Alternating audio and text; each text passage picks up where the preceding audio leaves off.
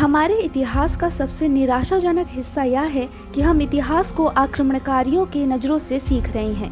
यह बहुत दुर्भाग्य की बात है कि हमारे राजाओं और रानियों को मुगलों की कहानियों में बहुत छोटा दिखाया जाता है। हमें औरंगजेब के काल के हिस्से के रूप में शिवाजी महाराज के बारे में पढ़ाया जाता है और रानी ताराबाई के बारे में हमारे इतिहास की किताबों में केवल एक ही लाइन है, जिन्होंने लगभग एक दशक तक हमारे दुश्मनों के खिलाफ साम्राज्य की रक्षा की थी।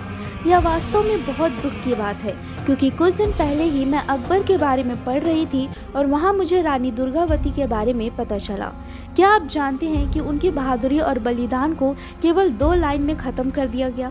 इसलिए आज इस वीडियो में मैं रानी दुर्गावती की कहानी और रहस्यों के बारे में बताने वाली हूँ। रानी दुर्गावती बुंदेलखंड के राजा की बेटी थी और उनका विवाह गोंडवाना के राजा दलपत से हुआ था, जो अब मध्य प्रदेश के अंतर्गत आता है।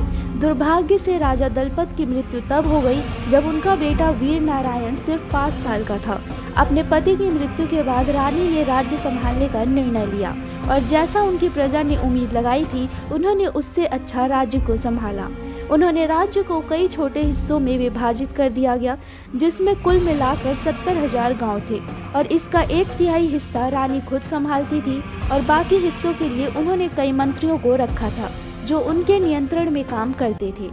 अबुल फजल अकबर के दरबार के इतिहासकार का कहना है कि रानी का साहस, मार्गदर्शन और दयालुता ऐसी थी कि उन्होंने पूरे साम्राज्य को नियंत्रण में खरीद लिया। अबुल फजल यह भी कहते हैं कि वह एक महान शिकारी भी थी। अगर उनके इलाके में कहीं भी शेर दिखाई देता था तो वो तब तक पानी नहीं पीती थी जब तक कि उसका शिकार ना कर दें। वह साहसी, सुंदर और एक अमीर साम्राज्य की रानी थी, इसलिए जाहिर है कि दुश्मनों की आंखें उन पर और उनके साम्राज्य पर टिकी थी। वहीं दूसरी तरफ आसफ खान, जो कि अकबर की सेना का कमांडर था, वो कब से अवसर की प्रतीक्षा कर रहा था। इतिहासकार अब्दुल फजल एक हद तक कहते हैं कि कमांडर आसफ खान रानी और गोंडवाना की सुंदरता को पाना चाहता था। यह स्पष्ट रूप से बताता है कि आसफ खान राज्य के बजाय रानी दुर्गावती में अधिक रुचि रखता था। अकबर ने 1564 में आसफ खान को रानी के राज्य पर हमला करने का आदेश दिया। रानी दुर्गावती की इज्जत इस युद्ध पर टिकी थी, क्योंकि शत्रु की नज़र सिर्फ राज्य पर नहीं बल्कि उन पर भी थी। उन्होंने 5000 सेनाओं के साथ युद्ध शुरू किया।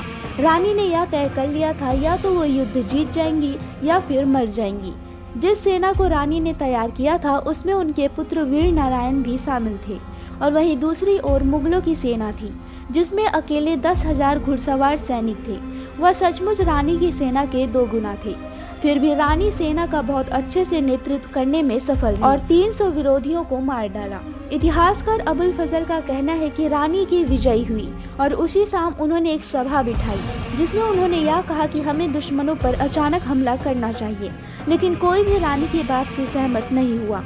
उन्होंने अगले दिन फिर से अपने विचार रखे, लेकिन इस बार अपने सबसे वफादार आदमी के एक बहुत छोटे से ग्रुप के सामने रानी ने अपनी बात रखी, लेकिन फिर से कोई सहमत नहीं हुआ। अगली सुबह, जैसा कि रानी ने भविष्यवाणी की थी, आसफ खान वास्तव में बेहतर स्थिति में अपनी सेना के साथ फिर से रानी के राज्य पर हमला करने के लिए तैयार था। फिर भी रानी के सेना ने अपना सर्वश्रेष्ठ मुकाबला किया। लड़ाई 3 दिनों तक जारी रही और यह एक खूनी, थका देने वाला संघर्ष था।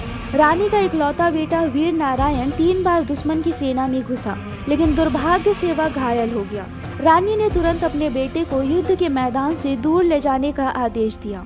उस समय रानी से अधिक एक माँ की तरह व्यवहार किया। भले ही रानी सेना का नेतृत्व कर रही थी, लेकिन जब वीर नारायण चले गए तो अधिकांश सेना उनके पीछे चली गई।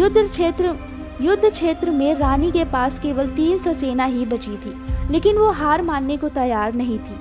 वह तब तक निडर होकर लड़ती रही जब तक उन्हें 2 तीर नहीं लग गए, एक कान के पास और एक गर्दन में, और इसके बाद वह बेहोश हो गई। रानी के आधार नाम के सेनापति ने उन्हें युद्ध के मैदान से सुरक्षित बाहर निकाला। जब रानी ने अपनी आंखें खोली तो उनके सेनापति ने उन्हें भाग जाने के लिए कहा, लेकिन रानी ने अपने सेनापति से खुद को मार देने के लिए कहा, लेकिन उनके सेनापति ने मना कर दिया। जाहिर सी बात है कि उसमें अपनी रानी की जान लेने की हिम्मत नहीं थी। रानी दुर्गावती ने फिर अपना खंजर निकाला और खुद को मार डाला।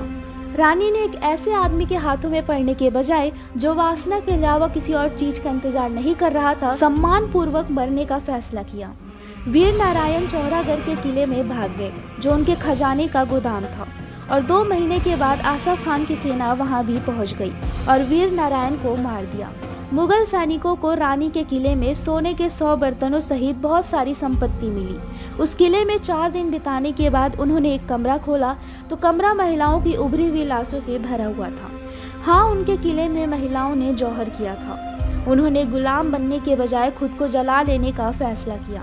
दुर्भाग्य से 2 महिलाएं बच गई, जिनमें से एक अनाम राजकुमारी थी और दूसरी रानी दुर्गावती की बहन। दोनों लकड़ी के एक बड़े टुकड़े के पीछे छुपी हुई थी, जिससे वे जले नहीं बल्कि बच गए। और जाहिर तौर पर उन 2 महिलाओं को दास के रूप में अकबर के दरबार में भेजा गया था। तो यह थी कहानी रानी दुर्गावती की, जिसको इतिहासकारों ने हमारी किताबों में लिखना जरूरी नहीं समझा।